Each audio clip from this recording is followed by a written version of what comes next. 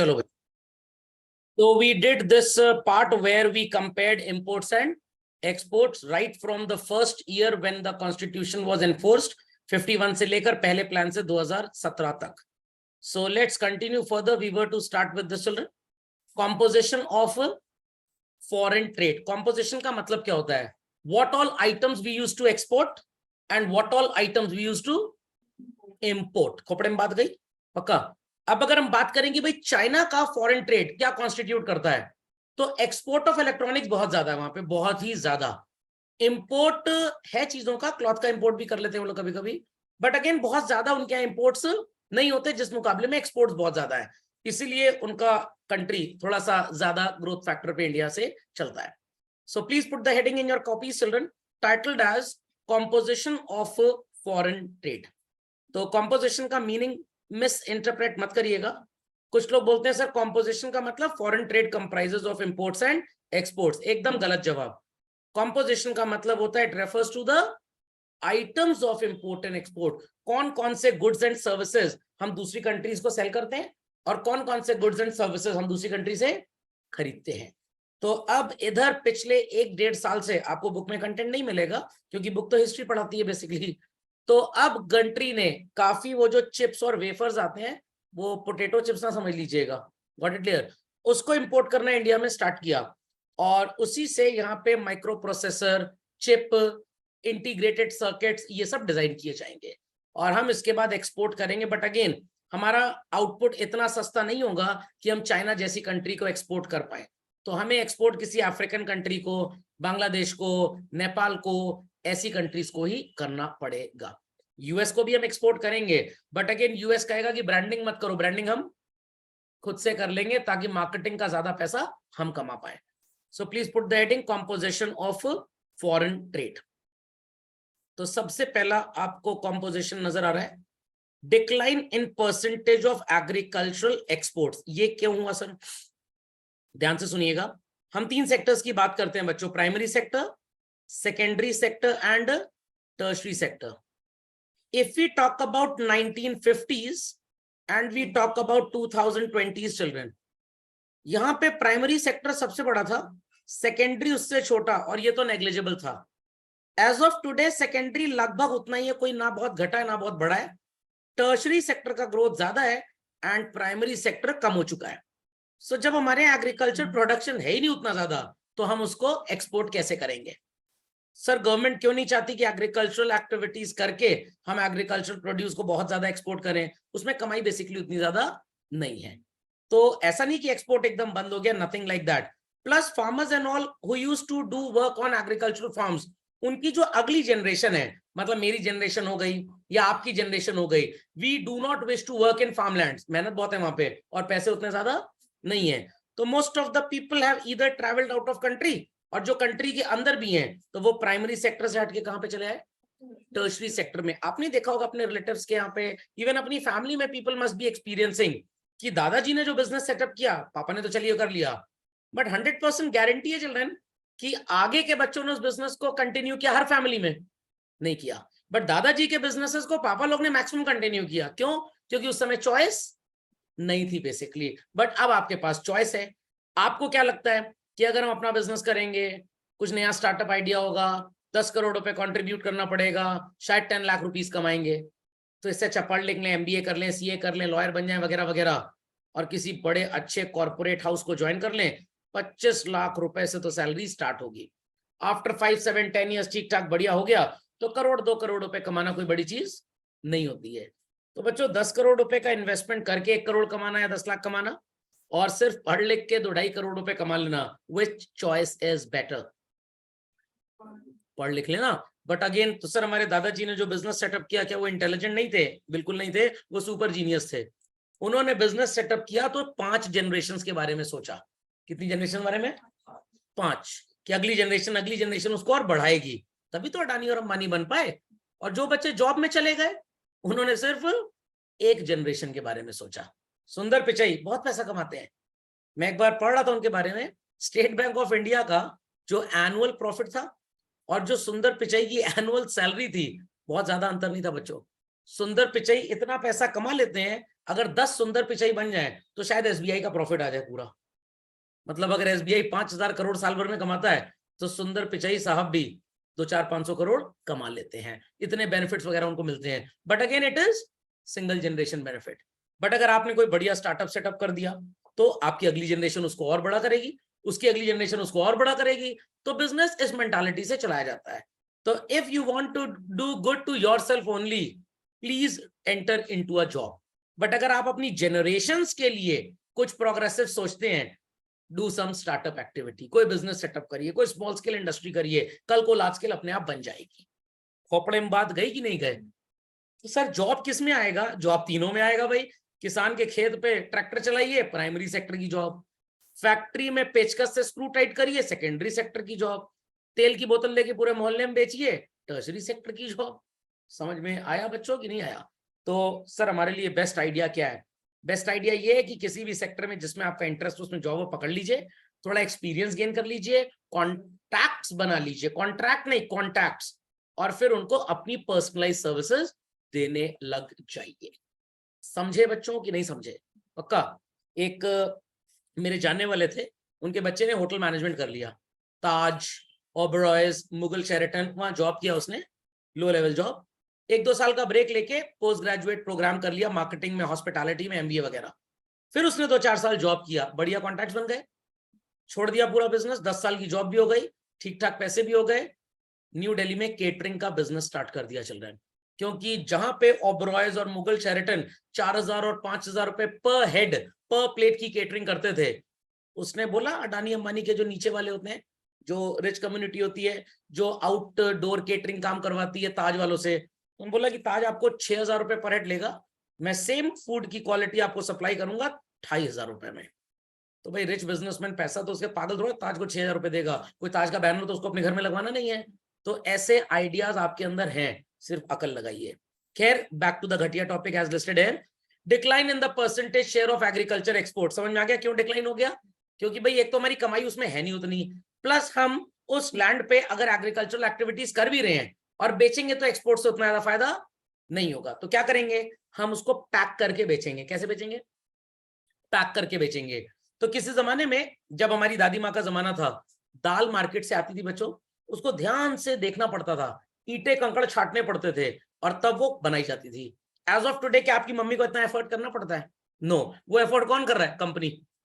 Company ने खेत से खरीदी 40 रुपए किलो की अरहर की दाल, कंकड़ अंकड़ हटवा दिए, कॉस्ट हो गई 50 रुपए, पैकेट में डाल दिया 70 रुपए, ब्रांडिंग हो गई, ठप्पा लग गया, made in India, FSSI number 150 रुपए। समझ में आया कि नहीं आया? तो पैसा मार्केटिंग में है, पैसा मार्केटिंग में है। खोपड़े में बात गई कि नहीं गई? खोपड़े में बात गई कि नहीं गई? So India started using its farm products as a raw material for its domestic industry. Children do you know what is, रुकिए जरा कलर सही चूज कर लूं।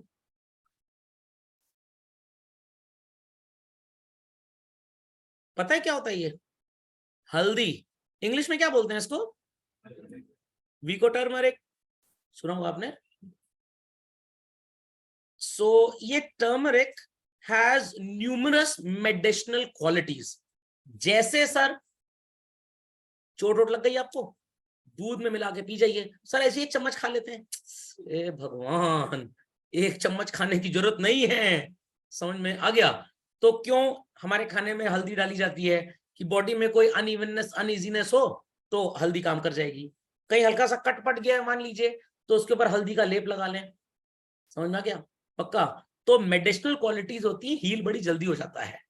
यूएस की कंपनी ने हल्दी के लिए वर्ल्ड वाइड पेटेंट फाइल करने की प्रक्रिया चालू की।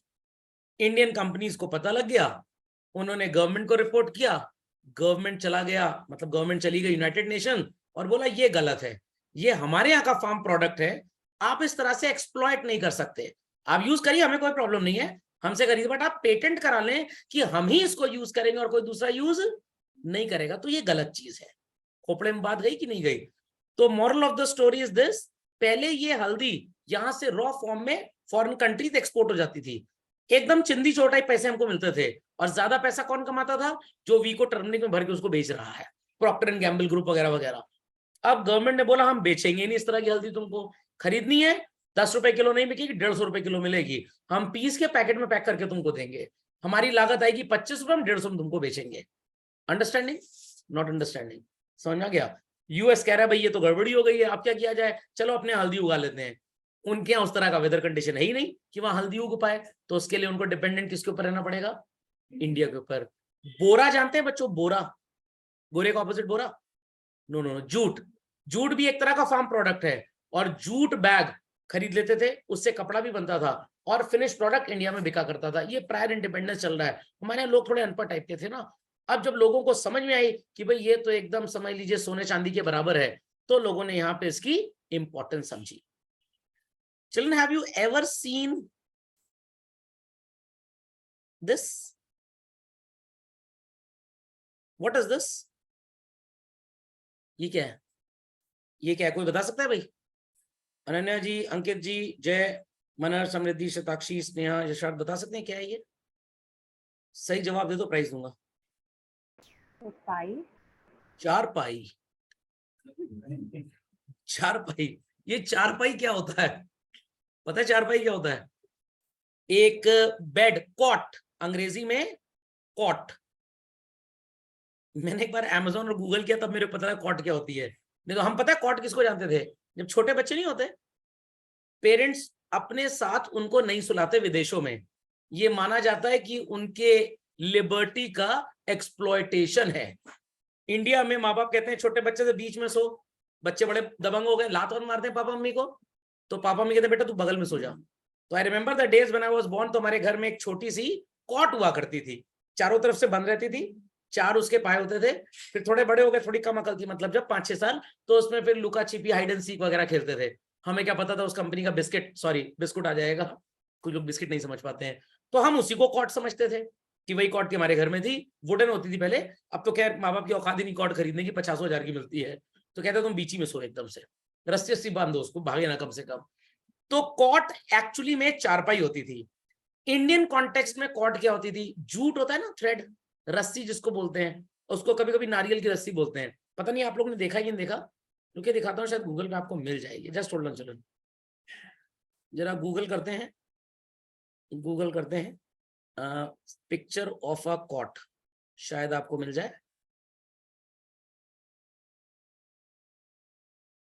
पिक्चर ऑफ अ कॉट,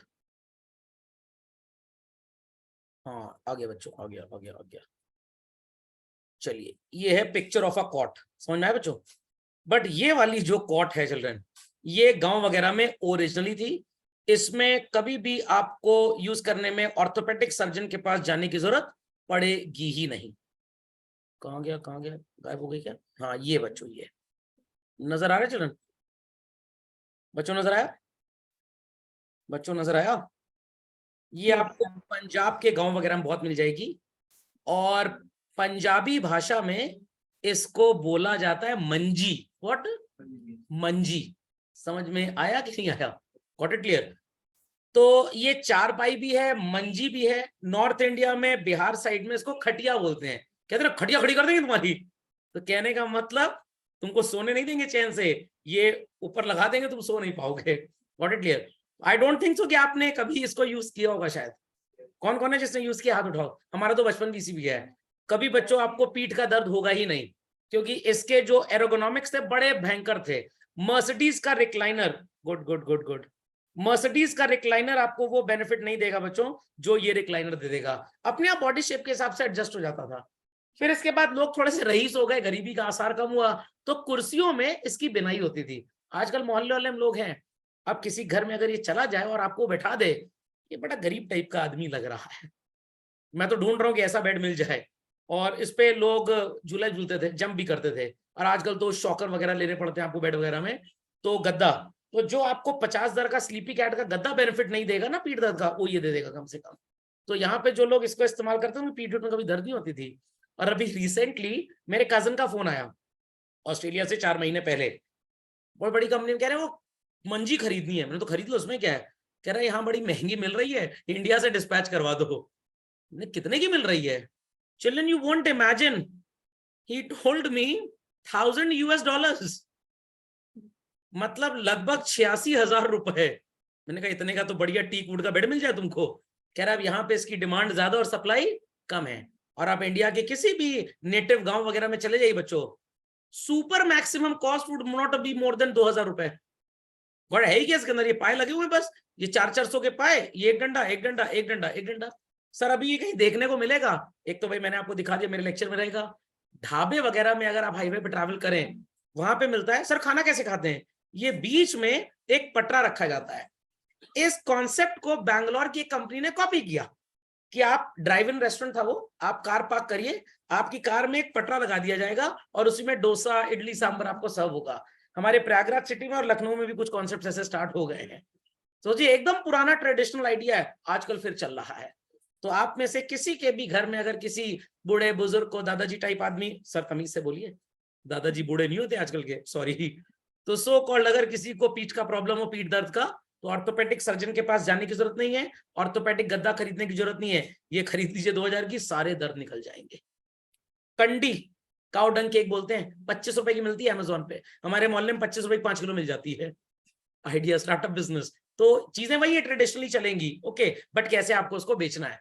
तो इंडियंस ने सोचा कि हम ये जूट नहीं बेचेंगे, जूट की बनी बनाई चारपाई, खटिया, मंजी, by whatsoever name you can call it, हमसे खरीदिए and we'll give it to you at what price, 15,000। तो सर चाइना में लोग इसको नहीं बना लेंगे? उनके पास ऐसे आर्टिसंस, ऐसे इंटेलिजेंट लोग नहीं है जो इसकी स्टिचिंग कर पाए, क्योंकि ये पूरा लेबर इंटेंसिव टेक्निक है, ये मशीनों से हो सकता है बट अभी तक तो मशीनें उनके यहाँ बनी ही नहीं है। तो ये जो जूट होता था ना बच्चों, ये सड़ जाता था गर्मी बरसात टेम्परेचर के हिसाब से, तो इसमें प्लास्टिक आ गई धीरे धीरे, बट प्लास्टिक बॉडी को नुकसान पहुंचाती थी, तो फिर अल्टीमेटली ये खत्म हो गया। खत्म कैसे हो गया? इन चीजों को बैड स्टैंडर्ड ऑफ लिविंग साबित करते गए हमारे अमेरिकन और ब्रिटेन के लोग, और तब से लोगों को भी शर्म आने लग गई, नहीं तो पहले घरों में होता ही यही था बेसिकली। समझ में आ गई बात? चलिए, पुरानी यादें ताजा हो गई लोगों की। अच्छा, मेरे को बिल्कुल उम्मीद नहीं थी कि आप लोगों ने शायद इसको गूगल के अलावा कहीं देखा होगा। चलिए, anybody who have used this? किसी ने यूज किया है? चलिए, अनन्या जी, अंकित जी, जय भाई, मनर जी, समृद्धि, शताक्षी, स्नेहा, यूज किया कभी? नेवर? चलिए कोई बात नहीं, खरीद लीजिएगा, यूज करिएगा। So this point is well understood. Substantial rise in India's population has raised domestic consumption. तो यहाँ का डोमेस्टिक कंजम्पशन इतना ज्यादा हो गया, व्हाट इट क्लियर, जिसकी वजह से एक्सपोर्ट करने के लिए हमारे पास सामान बचा ही नहीं।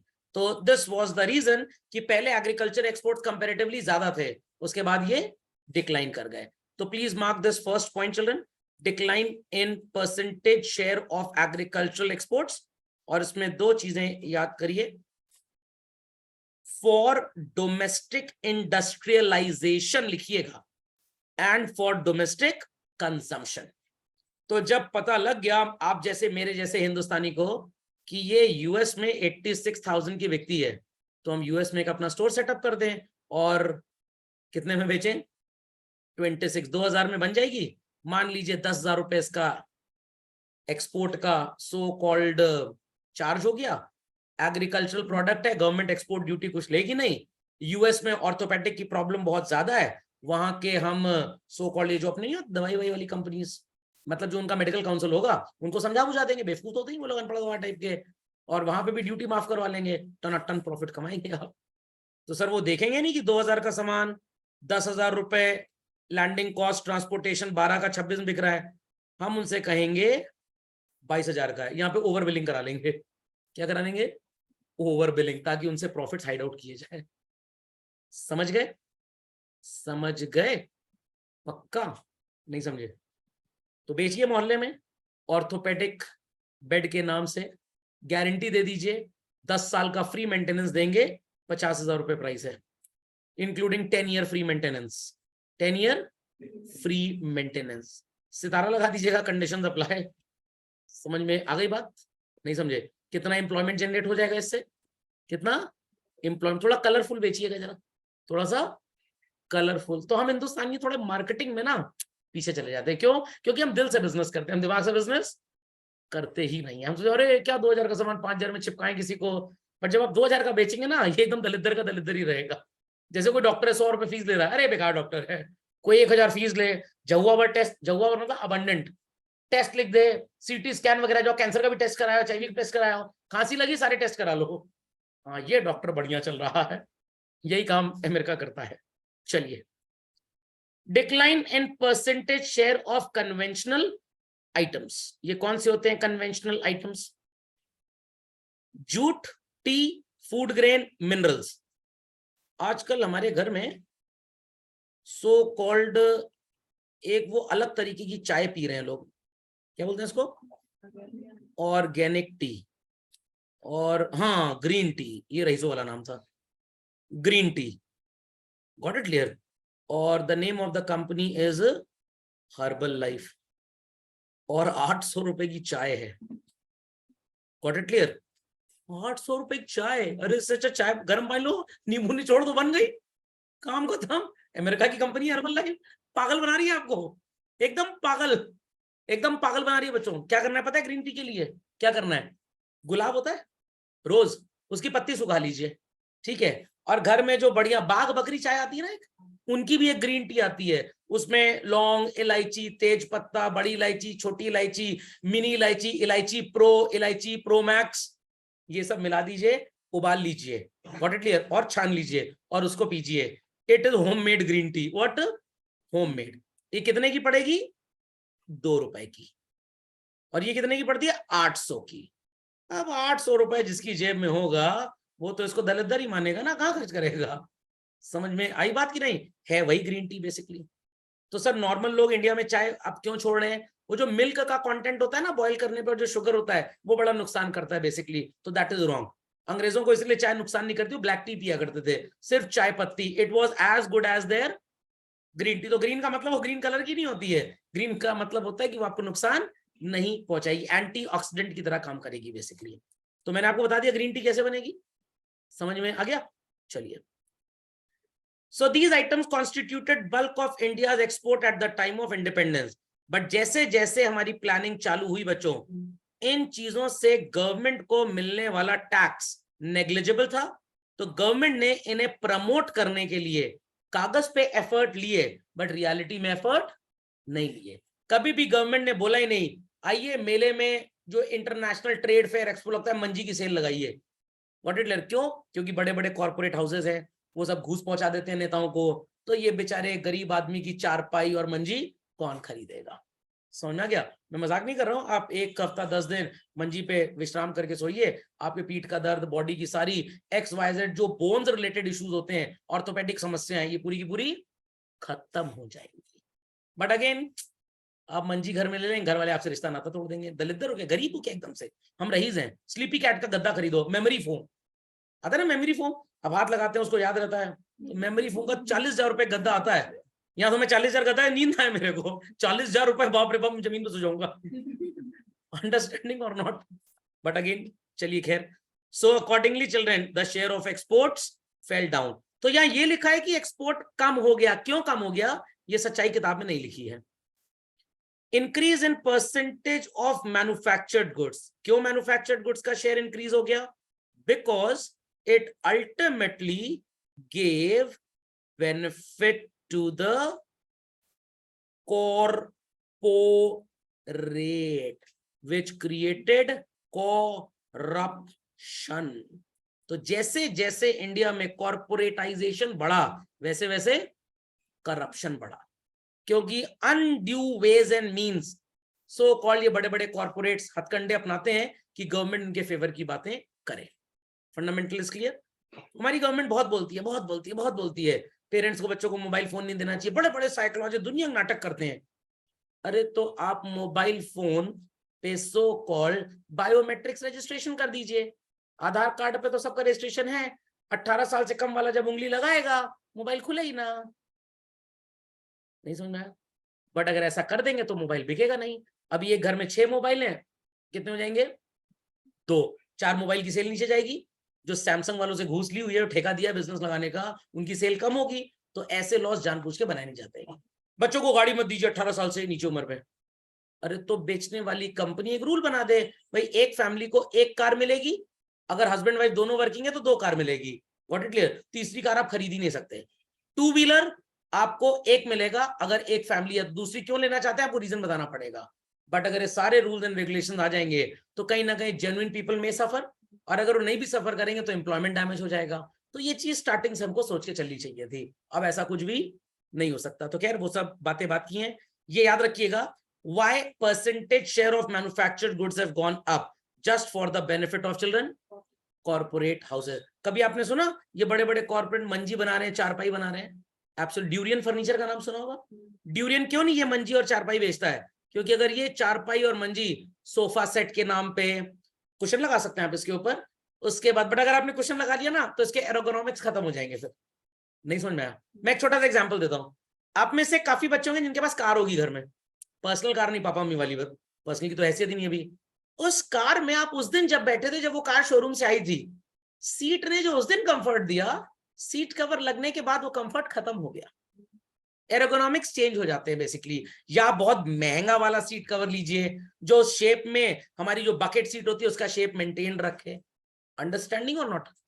अंडरस्टैंडिंग और नॉट? खोपड़े में बात गई। तो जब आपने इस चारपाई के ऊपर गद्दा बिछा लिया ना, इसके एरोगोनॉमिक्स खत्म हो जाते हैं, फिर ये काम की नहीं रह जाएगी। तो ड्यूरियन फर्नीचर क्यों नहीं बेचता इसको?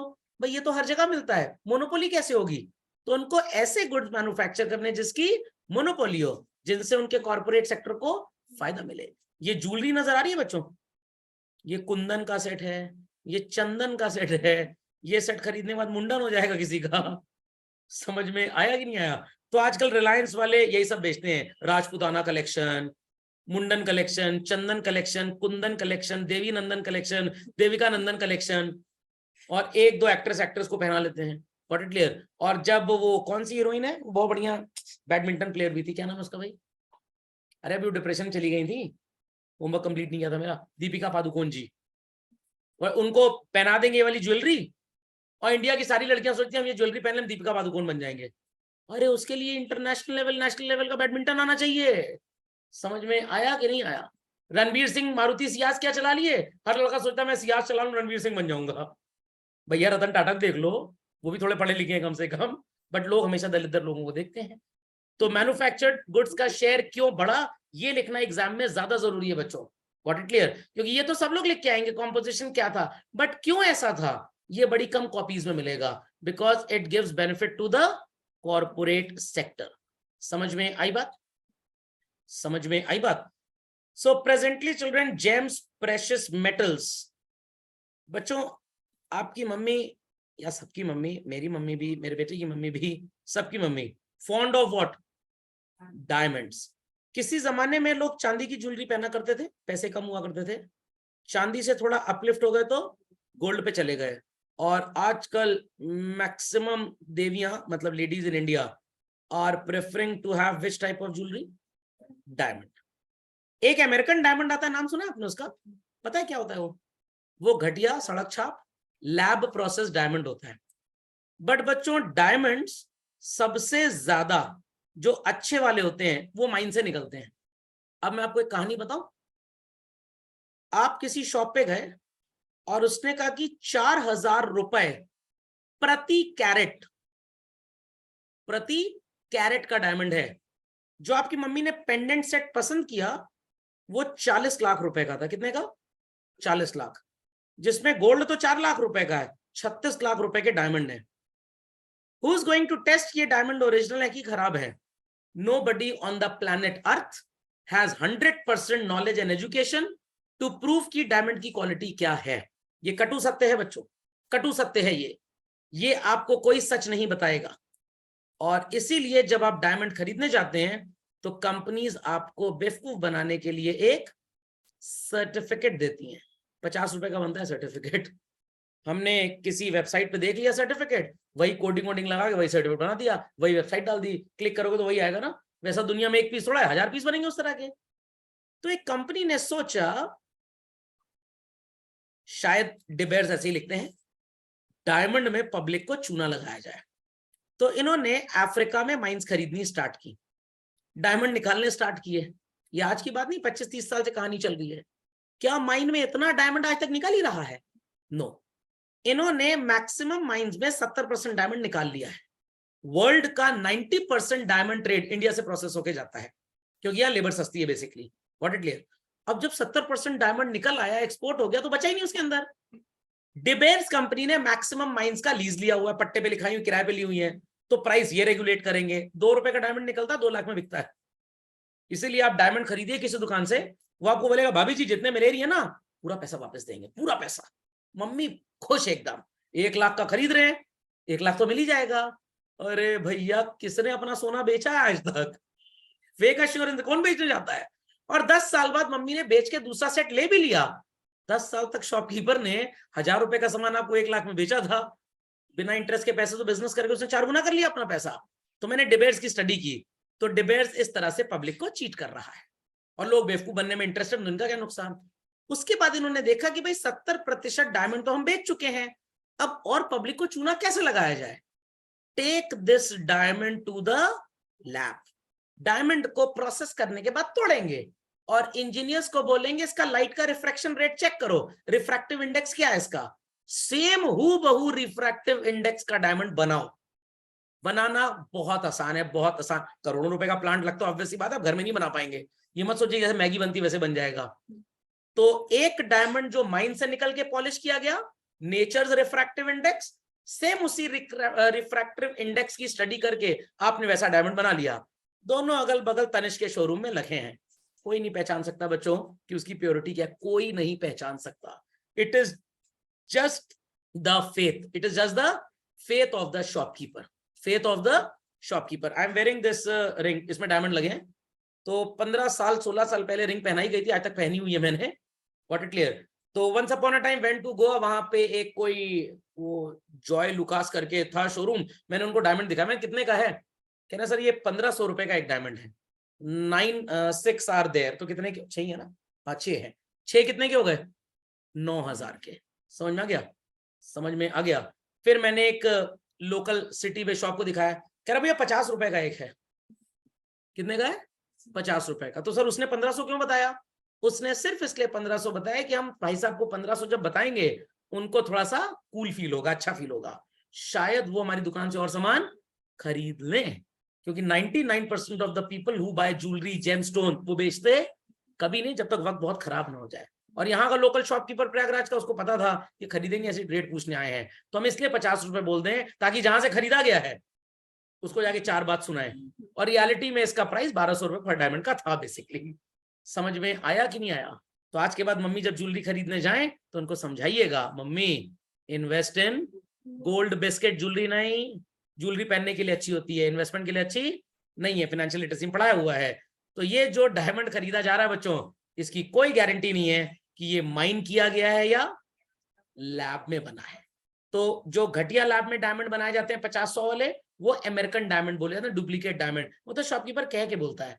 बट तनिष्क भी अगर बेच रहा है चिल्ड्रन, नोबडी कैन आंसर ये माइन किया गया है या लैब प्रोसेस डायमंड है। समझ में आई बात कि नहीं आई? पक्का अंडरस्टूड एवरीबडी क्लियरली? चलिए ये एक और स्टोन आपको नजर आ रहा होगा मेरी दूसरी अंगूठी में, ग्रीन स्टोन चल रहा है, 95 रुपीज का है। बट अगर ये केमिकली प्रोसेस्ड स्टोन है, I was wearing it and my uncle asked how many rupees per carat, मैंने कहा आई डोंट नो। तो मैं आंटी सेड होगा 10-10,500 रुपए पर कैरेट, और ये 4 कैरेट का स्टोन है, तो 4 कैरेट 10,500 रुपए पर कैरेट के हिसाब से कितने का हो गया, 42,000 रुपए का। ये पूरी अंगूठी 19,000 की थी, तो स्टोन कहां से 42,000 का होगा? तो पहनने वाले की कीमत होती है अंगूठी की कीमत, स्टोन की कीमत नहीं होती है। समझ में आई बात कि नहीं? पंडित जी तुम बोला नहीं है, पता लगा पहन ले कुछ गड़बड़ सड़बड़ हो जाए, आपको पढ़ा रहे गलत मुंह से निकल जाए, बच्चे फेल हो जाए, तो रिस्क नहीं ले सकते ना। तो सो कॉल्ड ये बातें याद रखिएगा। मैन्युफैक्चर्ड गुड्स का शेयर क्यों बढ़ा? क्योंकि कॉर्पोरेट सेक्टर का बेनिफिट है। चलिए डायमंड वाली कहानी अच्छी लगी होगी लोगों को, पक्का? तो आगे चलते हैं। सो इन सब रीजंस की वजह से ही बच्चों हम गरीब के गरीब ही रह गए, कि इंडिया में अगर प्रोसेस हुआ भी, ट्रेड ज्यादा, एक्सपोर्ट भी हो, तो कमाया किसने? रिच कम्युनिटी ने, पुअर कम्युनिटी ने नहीं कमाया। तो अगर आपको मैंने आइडिया दे दिया स्टार्टअप मंजी एक्सपोर्ट करिए, आप बेचारे उस आर्टिसन को तो 4,000 रुपए ही देने वाले, उससे ज्यादा नहीं देंगे, कमाएंगे आप ज्यादा पैसा। खोपड़े में बात गई कि नहीं गई? चलिए, तो it is showing significant changes, sign of structural transformation from predominance of agriculture, that is primary sector, towards what children? Service and tertiary. खोपड़े में बात गई। तो 60s एंड 70s में बैंक्स थे, बट जितना आज बैंक्स में इंसेंटिव मिलता है एम्प्लॉयज को उतना उस जमाने में नहीं मिलता था। तो ये बात समझ में आ गई? पक्का? चलिए, दोनों बातें क्लियर हो गई। तो अगली बार मम्मी डायमंड खरीदें तो बोलिएगा मम्मी डोंट बाय डायमंड, क्योंकि जिससे खरीदेंगे वो पैसे देगा, बट आप कभी बेचेंगे है ही नहीं। और अगर बेचेंगे भी 5-7 साल पहनने के बाद तो उतना ही पैसा देगा जितने में उसने आपको बेचा है, वो एक्स्ट्रा पैसे बढ़ा के नहीं देगा। और अगर दे भी दे बढ़ा के तो जितना रिटर्न आपको एक्सपेक्टेड है उतना नहीं मिलेगा, 2-4-5% बढ़ा के आपको दे देगा बस, ताकि आप फिर से उससे कुछ खरीदें। फिर खरीदेंगे तो मेकिंग चार्ज में वापस उतना आपसे कमा लेगा जितना बढ़ा के दिया है। तो डायमंड में बड़ा घोल मोल चलता है, ये मेरा रियल लाइफ अपना एक्सपीरियंस है। तनिष्क एक बार हम गए थे ज्वेलरी लेने, इतना एम्प्लॉय परेशान कर दिया, अगर मैं उसको बोलता ना कि लहंगा पहन के नाच के दिखाओ तब खरीदेंगे, वो भी करने को तैयार हो जाता। 25 से 30% मेकिंग चार्ज, 100 रुपए का डायमंड 2000 में चिपकाते हैं वो आपको। इसीलिए तो होता है डायमंड में 50% डिस्काउंट, गोल्ड में मिलता है डिस्काउंट, गोल्ड में 0.5 कोई नहीं देगा। वाई? मार्केट इतनी वाइड हो चुकी है कि उसमें बहुत ज्यादा फ्लक्चुएशन है नहीं, क्योंकि पहचान कॉमन है। कहीं से भी गोल्ड ले जाओ, टेस्ट करवा लो, मशीन टेस्ट कर देगी। डायमंड का कोई टेस्ट है ही नहीं, क्योंकि वैरायटी बहुत ज्यादा है। तो ये डायमंड का कार्टेल बनाया गया, और इसीलिए बड़े बड़े ज्वेलरी शॉप वाले आजकल डायमंड ज्यादा बेचते हैं, क्योंकि डायमंड की कोई पहचान ठीक से होती नहीं है। अब बेवकूफ कौन बनता है सर? लेडीज। पैसा तो जेंट्स को खर्चा, लेडीज कहां से बेवकूफ बनेंगी? समझ में आया कि नहीं आया? समझ में आई बात कि नहीं? ये ऐसे बोल सकते हैं, self earning ladies, got it clear, and जिनके हस्बैंड ज्यादा कमाते हैं, ये दो लोग बस बेवकूफ बनते हैं डायमंड खरीदने में। चलते हैं आगे। डायरेक्शन, डायरेक्शन का मतलब लेफ्ट में जाएंगे कि राइट में जाएंगे? ज्यादा ट्रेड, याद करिए बच्चों, पहला chapter Indian economy on the eve of independence. सबसे ज्यादा ट्रेड इंडिया का किस डायरेक्शन में होता था? ब्रिटेन। जो यहां से सामान ब्रिटेन जाता था, least import duty export duty, और जो वहां से आता भी था लीस्ट। बट 51 के बाद थोड़ी सी कहानी चेंज हो गई। Please quote the heading very quickly, direction of India's foreign trade, quickly children. चलिए, तो भाई 1951 से पहले तो ज्यादातर डायरेक्शन ऑफ फॉरेन ट्रेड जो हमारा था बच्चों, that was mostly towards Britain. But 51 onwards ये थोड़ा सा चेंज हो गया। और अभी रिसेंटली मोदी जी गए थे फ्रांस, रास्ते में उन्होंने फोन कर दिया, वो जो नहीं होते प्रेशर कुकर का रबड़ बैंड बांधते हैं ऊपर, शेख जी, समझ में आ गया? जो कुनफाया कुनफाया गाना गाते थे वही लोग। तो उन्होंने बुला लिया, भैया आओगे हमारे यहाँ, थोड़ा चाय पीते हुए चले जाना। तो उन्होंने कहा और कोई काम वाम नहीं, कह रहे नहीं, सर को बुलाया था, कह रहे थे क्लास में बिजी, हम ही आ जाते हैं। तो चले गए मोदी जी। अब बच्चों यूएई के साथ जो हमारा ट्रेड हो रहा है वो रूपी में हो रहा है। अब अगर आप यूएई घूमने जाएं तो अब आपको मेरा नाम बताने की जरूरत नहीं है, आप वहां पे अपना इंडियन रूपी लेके जाएं, धड़ल्ले से शॉपिंग करें। तो 5 साल तो ज्यादा होगा बोलना, 2-3 साल में मेरे को लग रहा है कि यूएस के डॉलर की दादागिरी सिर्फ बुक्स में रहेगी। So presently we have trade with UAE, China, Switzerland, Singapore, Australia, Iran, Hong Kong, Korea. Sir समझ गए, 5-6 कंट्रीज का नाम रट लेंगे, लिख के चले आएंगे। समझ में आ गया? और 1951 के पहले क्या था चिल्ड्रन? ओनली यूएस, यूके, और बहुत ज्यादा औकात बढ़ गई तो कॉमनवेल्थ कंट्रीज। बस अब हम इनके साथ ट्रेड नहीं करते। और क्यों कॉमनवेल्थ में ज्यादा था? क्योंकि कॉमनवेल्थ में डोमिनेशन यूके का बहुत ज्यादा था, तो इसलिए वो बोलता था कि या तो हमको बेचो, या हमारे दोस्तों को बेचो, या हमारे रिश्तेदारों को बेचो, तो इंपोर्ट ड्यूटी एक्सपोर्ट ड्यूटी कम लगेगी, वरना चपक के चार्ज करेंगे इंपोर्ट ड्यूटी एक्सपोर्ट ड्यूटी। समझ में आ गया? तो now children trade is with these countries. खोपड़े में बात गई? पक्का? नोटेबल फीचर है यहाँ पे चिल्ड्रन, यूएई हमारा लीडिंग ट्रेडर है। यूएस 2007-8 तक बहुत ट्रेड करता था हमसे। सर तो खत्म क्यों हो गया? मैं आपको बताता हूं क्यों खत्म हो गया। यहाँ पे सबसे ज्यादा बच्चों सॉफ्टवेयर एक्सपोर्ट्स होते थे। कौन से? और 2007-8 का समय तब था जब इंडिया में सॉफ्टवेयर कंपनीज को टैक्स हॉलिडे दिया गया था, और यहाँ पे सॉफ्टवेयर बहुत सस्ता पड़ता था, तो यूएस हमसे खरीद लेता था इसको। Got it clear? और तब तक कांग्रेस की गवर्नमेंट थी, तो यूएस का डोमिनेशन ज्यादा होता था, घूस मिलती रहती थी उनको। मोदी जी को घूस तो लेनी नहीं है, ना बीवी है ना बच्चा है, किसके लिए घूस लें? खोपड़े में बात गई कि नहीं गई? तो अल्टीमेटली उनको लगता है देश को आगे बढ़ाओ, तो भाई हम एक कंट्री के ऊपर डिपेंडेंसी क्यों रखें? We'll have allies with many other nation, और ऐसे के साथ दोस्ती रखिए जो तरक्की करने वाला, ना कि डोमिनेशन है। तो 2007-8 तक इसलिए ज्यादा था, मैंने आपको बता दिया रीजन। बट अब हमें ऑयल खरीदना है, यूएस की दादागिरी खत्म ही नहीं हो रही, दुनिया नाटक है उनके पास, तो हमने रशिया से दोस्ती यारी बना ली, यूएई से बना ली। पहले तो यूएई को भी ये यूएस वाले बड़ा दरार धमका के रखते थे, तो इनकी भी हिम्मत नहीं होती थी किसी दूसरे को सो कॉल्ड बिना उनकी परमिशन के सामान बेच ले। बट नाउ 2-3 हमले अपने दाएं बाएं किए, स्ट्राइक वगैरह हो चुकी है, सर्जिकल स्ट्राइक, फिर डेंटल स्ट्राइक होगी, फिर फेशियल स्ट्राइक होगी, फिर हेयर स्ट्राइक होगी। आप समझ में आ गया कि ये भी चुलबुल पांडे टाइप हैं। तो पहले पुरानी गवर्नमेंट्स में यूएस के सामने हर देश को मक्खी सिंह पांडे माना जाता था, बट अब चुलबुल पांडे हो गया। अभी चंद्रयान भी लॉन्च हो गया, तो अगल बगल वाले देख भी रहे हैं, अगल बगल वाले देख भी रहे हैं, यार औकात बहुत है इनकी। तो इनका चंद्रयान जा रहा है, अगली बार कहेंगे यार हमारी भी एक सैटेलाइट साथ में लगा दो। जैसे होता नहीं मोहल्ले में आप कहीं जा रहे हैं, अंकल बेटा जरा इसको छोड़ देना साथ में, तो अगली बार चंद्रयान 4 जाएगा तो यूआई वाले क्या कहेंगे, यार ये हमारा छोटा सा कैमरा ये भी ऊपर चिपका देना जरा, हम भी फोटो सेल्फी ले लेंगे ऊपर से। समझ में आया? अभी मैं एक वो देख रहा था, चैनल आता है ललन टॉप करके, अच्छा चैनल है, देखिएगा, मेरे ही नाम वाला आदमी है। तो कुमार विश्वास जी का इंटरव्यू चल रहा था, तो उन्होंने बताया कि वो पाकिस्तान का कोई वो था, क्या कहते हैं, जर्नलिस्ट। तो जब चंद्रयान 2 में थोड़ा प्रॉब्लम हो गया था, तो कह रहा बस उड़ गया तुम्हारा चंद्रयान। तो कुमार विश्वास जी ने बोला कि मैंने उसको ऐसा कमेंट किया कि वो मेरे को ब्लॉक करके चला गया। What was the comment? सुनिएगा, बहुत अच्छा है, मैं डेली 4 बार सुन रहा हूँ कि झंडे पे चांद होना, चांद पे झंडे होने में औकात में फर्क होता है। Got it clear? तो भाई ठीक है, गलती होती रहती है, बट अल्टीमेटली ऑर्बिटर तो काम कर ही रहा है ना।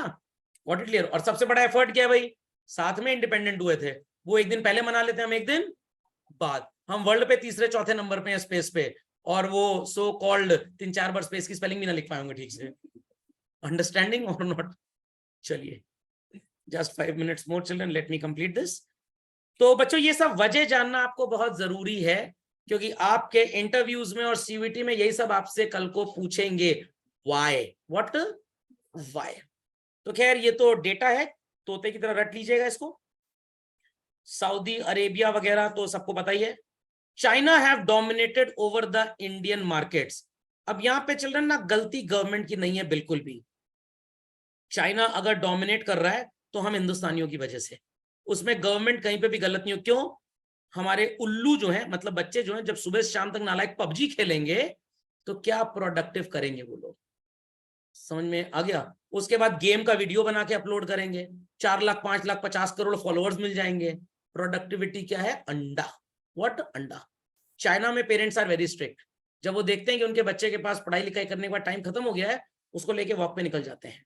पार्क में कहते हैं जाओ खेलो जाके। जब वो फिजिकल एक्सरसाइज इतनी करेगा, एक्टिविटीज इतनी करे, खेले कूदेगा,